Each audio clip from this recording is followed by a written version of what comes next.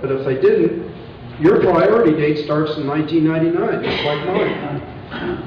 And we lose our senior priority right to the neighbor. You said it takes too much water as it is. That's not going to stop. Okay, another question from the card. I'm alternating. Dr. Wade, why do we need more studies before the vote when the compact protects the tribe's right to all groundwater? And you've already said that there's ample groundwater. My understanding was that the compact does not protect the groundwater. So that was my understanding. I don't know if you heard Bill read the same paragraph during his presentation, so that was the way I understood it. Okay, thank you. Someone who hasn't already had one. Yes, do it. For the geologist, I guess. Dr. Wade? Yeah, is it, I have friends in low places, altitude.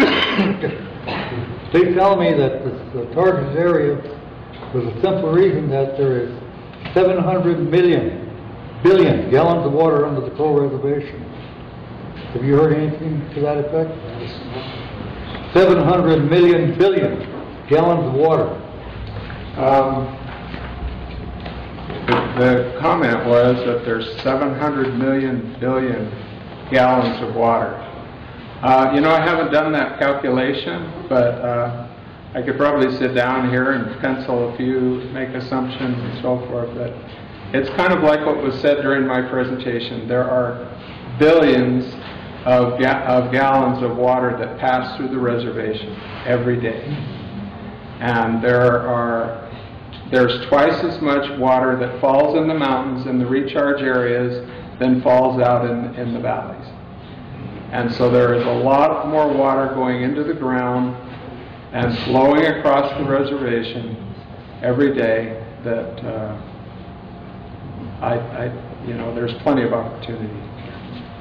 Okay, thank you. From the cards, I think this is probably directed to you, Dr. Wade. You showed the DNRC page. It is important to note that these are claims filed, not decreed, final, approved, or adjudicated.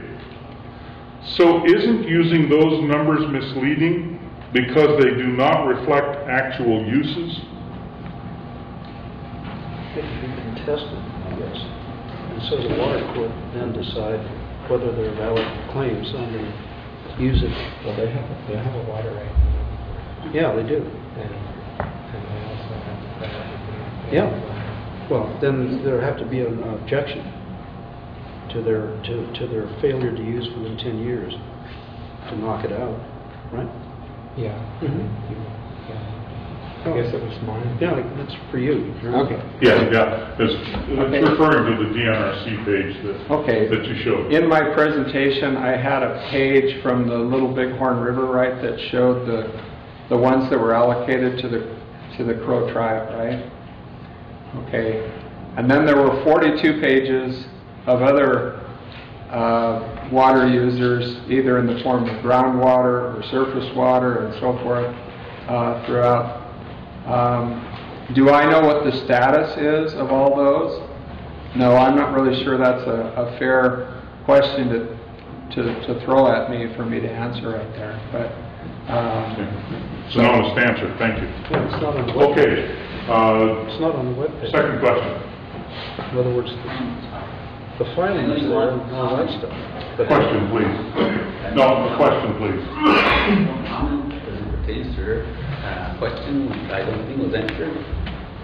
Well, thank you. Look, I'm just going to try to stick to our ground rules. Controversial or anything. I know, but I'm going to stick to our ground rules. I'm sorry, I don't mean to be rude, but look, I gave everybody the ground rules before we started, and I just think in fairness to everybody here, I'm going to stick to them. Is there another question? Yes. Sort of a comment first and a question. A question, yes. In 1977, when EIA offered to file water rights for every long feet. And that's why people didn't file, because they were trusting And so if you want to question all of that, well, can we still charge them as a default for doing that? Okay, so, Yeah, I've got it. you understand the question? I do, yeah. Okay. No, if the compact is approved, there's a release and waiver clause, and that's one of the unlisted releases and waivers that I think exists. You're waiving the breach of fiduciary duty by the BIA to us, where they didn't lead us by the nose or the hand or the pocketbook or by something down the path to perfect our water rights in anticipation of the McCarran Amendment sweeping forward over the years to 1999 and 2009. So what are we waiving? We're waiving our Tucker Act, or we're waiving our Court of Claims, or we're waiving our Fifth Amendment takings right if we have a piece of property and we didn't file a claim at the appropriate time. I don't want to sign that waiver. I don't think that's fair to me. It doesn't say what I'm waiving, but I see that as one of the major issues why I shouldn't sign it. Okay, from the cards. If the settlement gets passed, will I be charged for the groundwater under my allotment? And how will it be monitored? Either of you have a sense for that?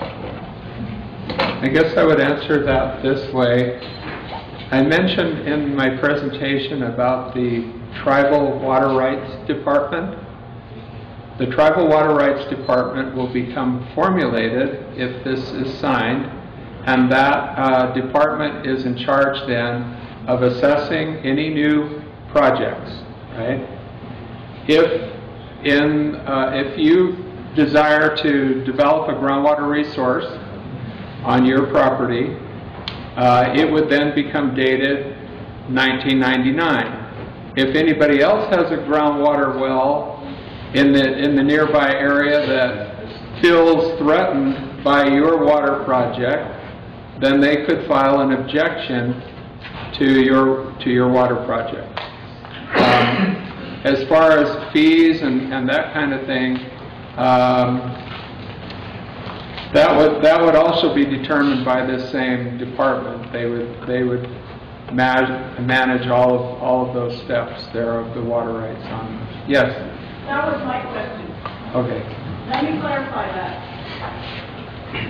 In my area, I have a spring water that comes from the ground and Okay. it seeps up. My neighbor has deeded property and he has developed a pond from my water. And what I want to know is for the future, am I going to get charged for that? And what about this guy next to me that has a pond that all the white guys come over there and fish? How am I going to be charged? And who's going to charge me? And what about this guy that has a pond from my spring? Have you filed anything anywhere? I have not looked. I have just recently been, I just now recently lost my parents, and my parents gave me that land. So I have not gone in to go and see if that water belongs to me or not. And if this man had spent all those man hours, why didn't he not take care of landowners? He could have spent that many man hours to take care of the Crow people first. They could have went and showed them how to apply for water rights. Okay, thank you. Here's a related card, and it says, maybe this was your card. It says, without any protections for groundwater in this compact, do you foresee individual families having to pay for water from their own wells, or the state or tribe having controls over personal wells? That's a really great question, and I'm glad that was asked. In Montana, there is what they call